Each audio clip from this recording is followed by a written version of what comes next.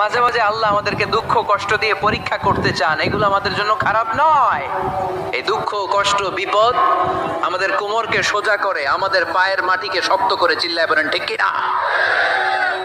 প্রতিকূল পরিবেশে কিভাবে বাঁচতে হয় এই দুঃখ কষ্ট আমাদেরকে শিখায়। এজন্য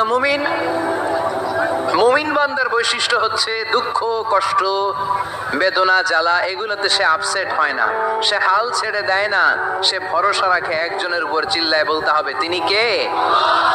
কারণ মুমিন জানে রাত্রি যত গভীর হয় অন্ধকার তমানিসা ভেদ করে সুবহে সাদিক হয়।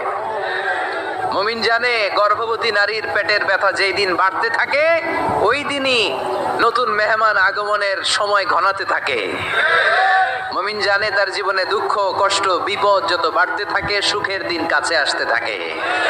এজন্য মুমিনের হারাবার কিছু নেই। ফাইন্না মাআল উসরি ইউসরা, ইন্না মাআল উসরি ইউসরা। নবী হে, কষ্টের পরেই আছে আনন্দ, দুঃখের পরেই আছে সুখ। আপনি সমস্যায় পড়েছেন, ওই সমস্যার সমাধানও আছে না নেই? এই পৃথিবীতে এমন কোন সমস্যা আছে যেটা সমাধান নেই? কথা বলেন। সমস্যা তৈরি করেছে কে? আবার সমাধানও দিয়েছে কে? আল্লাহ doesn't create a lock without its key.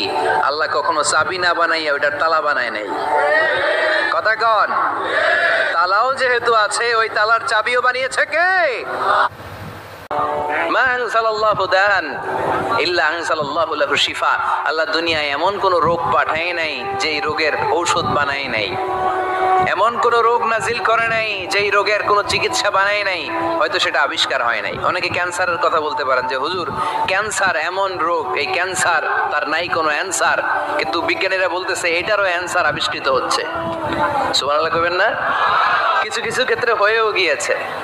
এজন্য দুঃখের পরেই আছে সুখ, কষ্টের পরেই আছে আনন্দ। এই দুনিয়াটাই এরকম, কষ্টের পরই আনন্দ। দেখবেন তারাবির নামাজ 20 রাকাত পড়তে